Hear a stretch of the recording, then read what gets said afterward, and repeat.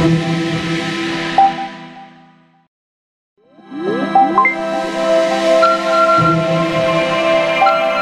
and stability in the Western Balkans for decades, and we will continue to stay committed. Our KFOR mission is the most tangible demonstration of this commitment. KFOR provides a safe and secure environment and guarees freedom of movement for the benefit of all communities in Kosovo, based on our United Nations Security Council mandate. NATO allies are firmly committed to KFOR and to its important mission. NATO also fully supports the normalization process between Belgrade and Pristina. The Belgrade-Pristina dialogue is the best platform to find a solution that respects the rights of all communities and to build a lasting peace that guarantees a better and more prosperous future for all. Constructive dialogue is key for the stability in this region, and I continue to call on all parties to engage in dialogue. NATO is committed to building a strong partnership with Serbia. We fully respect your neutrality. As a sovereign nation, Serbia has the right to choose its own path. We face common security challenges, and partnership with NATO can bring real benefits to Serbia and its citizens and the wider region. We work with Serbia on the reform of your national security forces and institutions. We train Serbian officers so they can participate better and more safely in international peacekeeping exercises. Serbia has also worked with NATO to train Iraqi military medics. So, Mr. President, you and I took part together in NATO's biggest civil emergency exercise, which was hosted by Serbia a few years ago, helping NATO allies as well as Serbia and other partners to become better prepared to deal with natural disasters such as flooding and forest fires. So our cooperation has brought real benefit, and I look forward to our continued partnership. So once again, Mr. President, dear Alexander, it's great to have you here. Welcome to NATO and welcome to this press statement. Please, you have the floor. Thank you very much, and Mr. Secretary General and dear friend, dear Jens, thank you for receiving us today here in the building of NATO. This was a very important conversation for Serbian side, and as you can see, my people prepared a lot of papers, nicely done, but I would say something about our real conversation. I can say that I'm very satisfied with the content of our talks. We got a lot of assurances from Mr. Stoltenberg, from the Secretary General, about all security and safety issues in Western Balkans. We had some questions about some rumors and everything else, and what we got from Mr. Stoltenberg was a very clear response about necessity of keeping peace and stability in the region and focusing KFOR NATO forces into preserving peace and stability, as I already said. And that was something that we asked for, and I think that that will bring more calmness into the people's hearts, not only in Kosovo and Metohija, but in an entire region, and that was something of an utmost significance for all of us.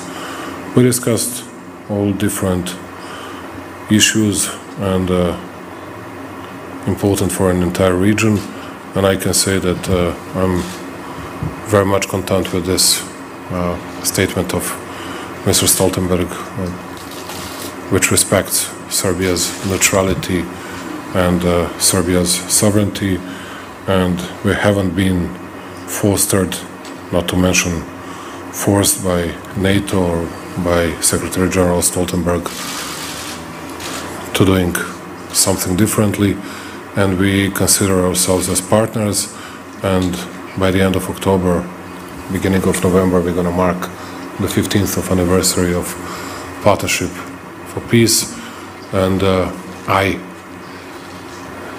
made an invitation to Mr. Stoltenberg, and I hope that he'll find enough time and enough reasons to visiting Serbia at that part of the year, because I think that would be a great confirmation of our good relationship, and that will also boost our relationship for the future, which would be done, I think, for the sake of course, small Serbia and Serbian people. That's my job, but I also think that would be good and properly done for the benefit of NATO as well. We discussed, as I have already said, a lot of issues from the region, and particularly all the issues related to Kosovo, related to Belgrade-Pristina relationship, and it was about a lower airspace, it was about dialogue process, and I wanted to, and I did my best to persuade, to convince Jens Stoltenberg that Serbia is fully committed, 100% dedicated, even devoted to dialogue process, and that we will do our best in reaching compromising solution. And we both know that is the process under the auspices of EU, and hopefully we'll have both enough strength to finish the process in a positive way. If not, we anyway need to preserve the peace and stability, which is always better than to have violence, incidents, mutinies, unrests, and everything else. Once again, wanted to say many thanks to Jens Stoltenberg personally, because he has always been ready for discussing all necessary and outstanding issues with Serbia, and whenever we had any kind of problems, he was open for discussion, for discussing everything with us, for considering or reconsidering very difficult issues from the region, always in a way to calming down the situation, and that's why I'm profoundly grateful to him personally, and to, of course, our partners from NATO. Serbia will remain, and Serbia will preserve its neutrality, but it doesn't mean that we are not going to increase the level of our common activities. To the contrary, I'm absolutely certain that we can do much more in different fields, in different spheres, and that we can cooperate much better in the future. Once again, Mr. Secretary General, dear friend, thank you once again for your great support, and hope to see you very soon in Belgrade and Serbia. Well, that's your hometown, and you're always very welcome. Thank you. So we'll start with Pink TV. TV, good evening, Gordana Uzelac. I have a question to both of you. Will the United States insist on bilateral agreement with Pristina and the withdrawal of NATO forces from Kosovo and Metohija? Thank you. There is no change. NATO, all NATO allies, all 30 allies, and that of course also includes the United States, we are committed to our KFOR mission. The KFOR mission is the most tangible and concrete expression of NATO's commitment to the region. We are there to protect all communities, to ensure the freedom of movement, and allies remains committed to KFOR. This mission is based on a clear UN mandate, and then there are no changes in plans and no change in our commitment to the KFOR mission.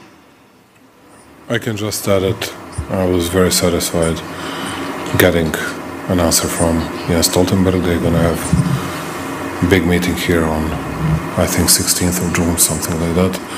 And I hope that that will be confirmed in that statement, because that's something of a bigger significance for our country as well, not only for NATO. And everything that's been done so far under the mandate of the United Nations and done by NATO forces was pretty much supported by our side, and hopefully that will remain so.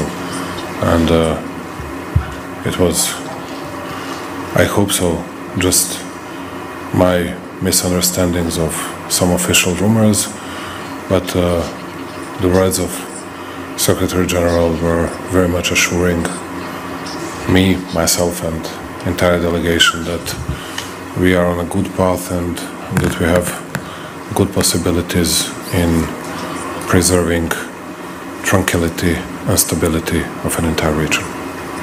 The next question is by Zoom, and it's Marina Maximovic from Deutsche Welle and Tanjug News Agency.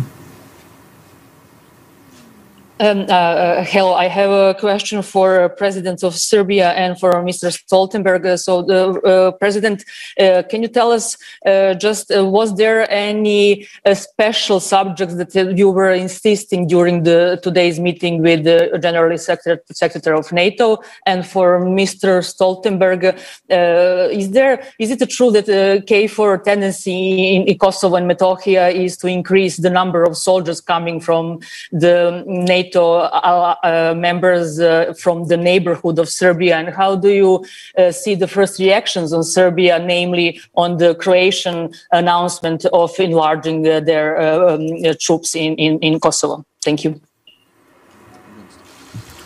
Well, I can say that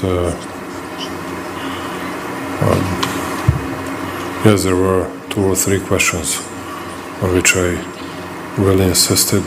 I asked for support, and I insisted on it. It's not about it. I'm not in a position to insist on anything, but I insisted on questions, on issues, and I got great explanations and great responses from Jens, because he does understand the situation in the region. He does understand the situation in Serbia.